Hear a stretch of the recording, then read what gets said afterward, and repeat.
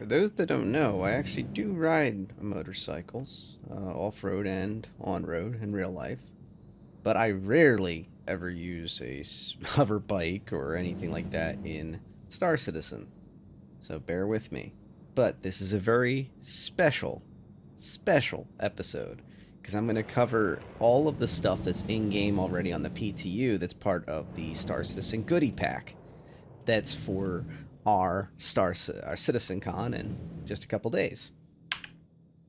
So, this is the Dragonfly paint that comes with the pack. And it's actually truly, really cool. And I'm going to show you why. But it's not necessarily because of the spray paint of Burn and Pyro and Rough and Ready and a gang symbol and such on here. It's actually because of what's under the paint. But yeah, so this is it. It's nice Dragonfly effects. They changed the hover effects a few patch cycles ago. And the driving mechanics, I think, that happened in 3.21 PTU have not really changed very much on the hover bikes. It is hard for me to drive this thing, I'll be honest with you. When you ride a motorcycle in real life, you use like the balance. You feel the vehicle kind of drifting to the left or the right, and you kind of glide it back and forth. It's hard to describe, but you just do it, right? But with this, notice how I'm snapping the mouse back and forth to center? It's not exactly that great. So let's try and get some up. Let's see if we can do it with some altitude. And I think I picked one of the worst spots possible for this. But let's check out the vehicle. So, standard Drake Dragonfly. I actually just ran over to New Deal and picked it up. And engine off. Engines offline. So, underneath the paint on this vehicle is the logos for a now defunct company, Pyrotechnic Amalgamated. This is a company that made its fortunes in Pyro and broke its fortunes in Pyro. And a lot of the equipment in Pyro is repurposed that used to be for this company that was huge in the mining industry. In fact, when you go to Pyro 2, it is absolutely covered in massive facilities and mining rigs and such that were from this company, Pyrotechnic Amalgamated. So there's a ton of history underneath all of this. And this is a taste of how their paint jobs are. If there are not paints of flyable ships, not just ground vehicles like this, that are Pyrotechnic Amalgamated, I would be shocked. I would be thoroughly shocked that as we get closer and closer to Pyro, there are paints that are literally just dedicated to Pyrotechnic Amalgamated. It just has to be that way because it's part of the deeper parts of the lore. Whole space stations were created by these folks. And there are other companies that did operate in Pyro. It was kind of treated as a gold rush system for a while for resources and mining. But eventually, things kind of fell to the wayside. And as the value of the place and stability and everything kind of died, companies kind of thoroughly ignored it. And once there was a power vacuum, that's when the gangs moved in. So understand that the lawless world of Pyro still has power structures. Thought it would be fun to introduce the Pyro suit in a very Pyro-like place. This is the sides of Hurston, and it's outside of a Cuddy Steel on 3.21 PTU.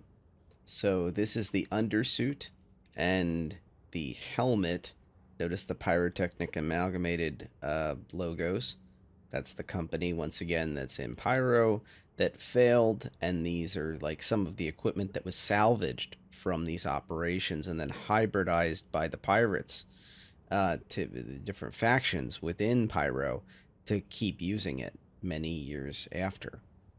It's a pretty weird suit. I thought of putting armor on top of it, but then I changed my mind to just try to show exactly what's in the set And then that's the new Deadrig shotgun that's in the set as well. This is the, I think it's the handwork shotgun or something like that as well. The makeshift shotgun, I think, is some of the titles it has. But officially, it's a Deadrig shotgun. And this is how it looks when it's up.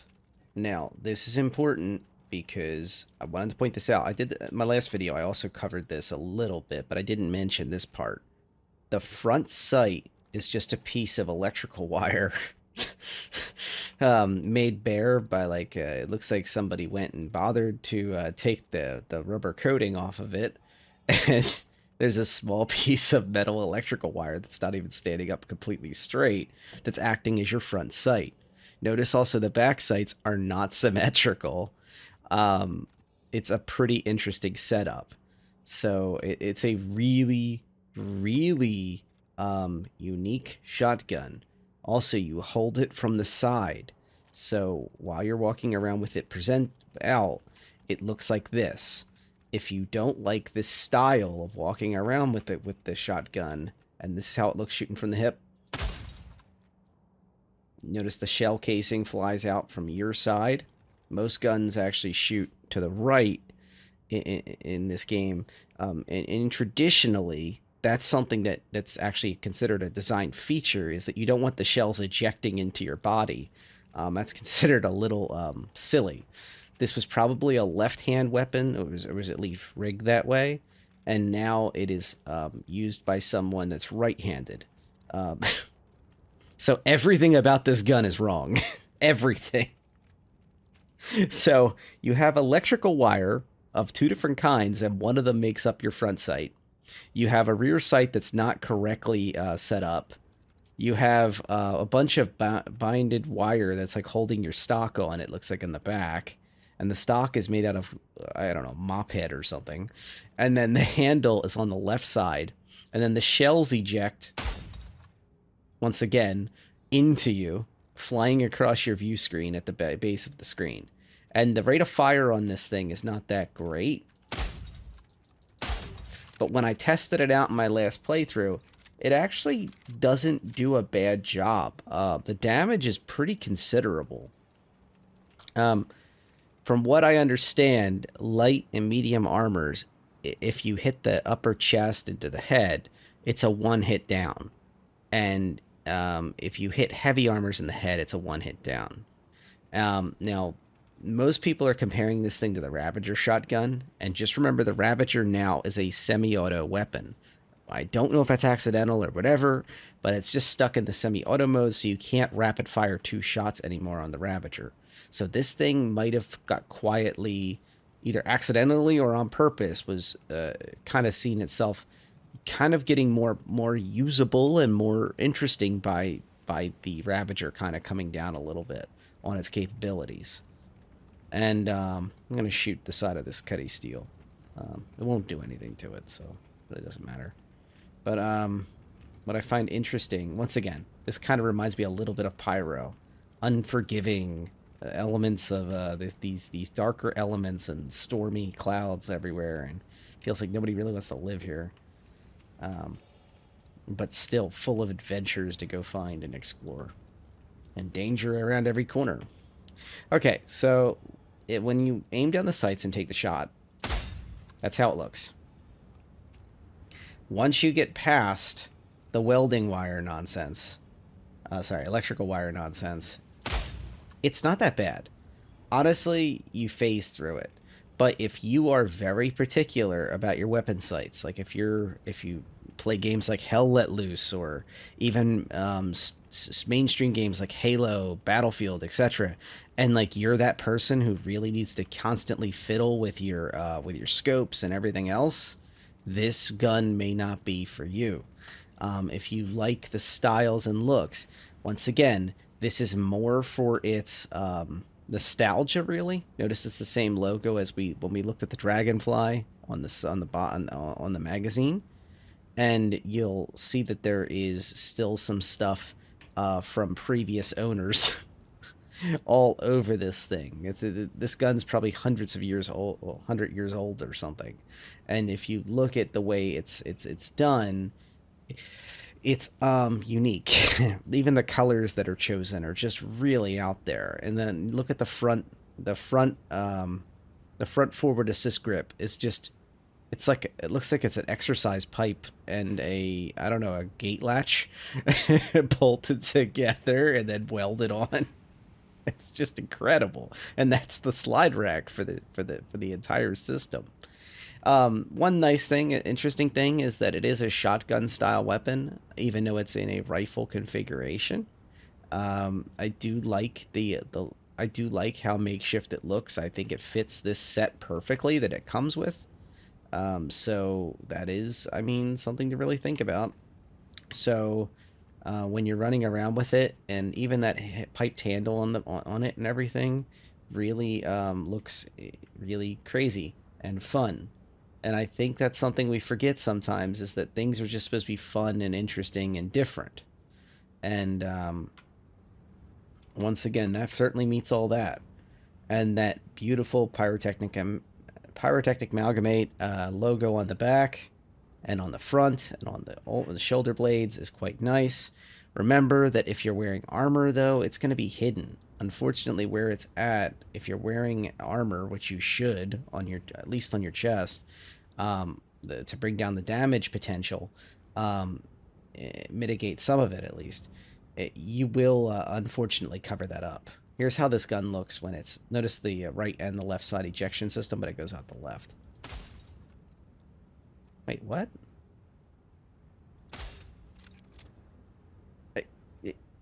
Hang on.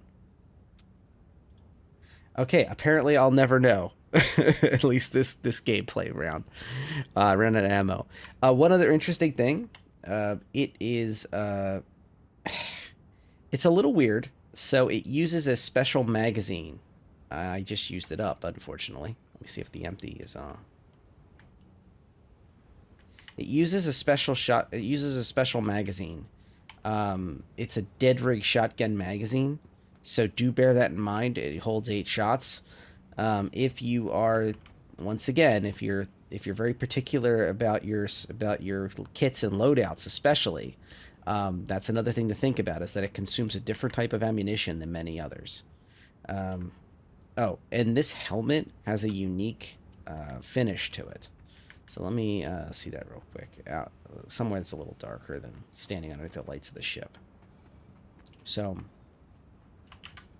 I crouch down here, you can really see it good. And it's wild. It's a shame. That'd be a good YouTube cover art if I can just get that hand to not phase through that leg. There we go. A little bit. It's just the craziest suit. With a different helmet, this would be pretty wild. With a different helmet, I think this is pretty nut. This is pretty crazy.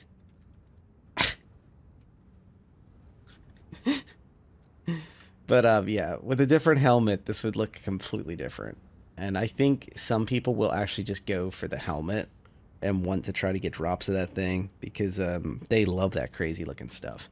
The eyes are really just really wild. There are a few other things that come in the set. There's a plushie, a challenge coin. They're not in yet as far as I could find. The plushie, if the rumors are true, is affiliated with a unknown ship to us, and it is heavily lore based. That's the hints I'm going to offer. I don't want to spoil it for everybody. And apparently that would be pretty cool. And it's based on the original lore version of the ship. And the set also has a relic, which I can't find in the set. So I'm guessing it'll come in later. So that'll be a nice collectible to throw around your hanger later on alongside your plushie and your challenge coin to carry around. So some nice little well-rounded things. The undergun, undersuit, helmet, paint for the Dragonfly, all pyro inspired. I wanted to note those unique things about the gun, so you're not surprised. And once again, it is a little weird the way they handle it. I think this specific undersuit wearing armor will actually look pretty cool. I think that's one of its problems is it looks a little different when it's all just strung together. But I felt that was more honest to show what actually comes with the set. You're not going to get a set of armor. You're getting an undersuit. You're getting a helmet, and you know, this is how they are. So if I can take a look at least to the why is it giving much trouble with the inventory? That's another weird thing in the PTU. Right now, heads are phasing it out of existence. I don't know why my inventory's bugged out. Maybe I keep jumping into third party too much. But yeah, this set goes well with the Cuddy Steel. I mean, it just goes without saying. Cuddy Steel is what it is. This is the kind of ship that I think this kind of teammate would be wandering into. If you notice, the color is awfully close to the jump seat color. And in general, I think, in general, a lot of the things that are going to make it from Pyro back are going to be weird and wonderful, and I love that about it. And this set is a little taste of Pyro. Overall, it's 35. It's not credit based. It's war bond, unfortunately. 35 USD for this is a little steep, but there is a whole bunch of different things. And don't forget that the paint for the Dragonfly is pretty. If you're into that style, it's pretty cool. If you just like the lore, like me, I wish I could get my hands on the Pyrotechnic Amalgamated non modified. So it's a shame it doesn't come both ways, but that's just how it is, I guess. This is the set, just for a moment, without the helmet on. Once again, the helmet really makes it wild looking, whereas without the helmet on, it looks a little less wild. And then if you throw armor on top of this, you're really not going to see much of the centerpieces, so it would really change the dynamics of whatever pieces you added to this. I think that would certainly tone it down a lot. For some, it might just be another undersuit. For others, it's a lure thing. For others, it might not be their speed at all, and that's okay.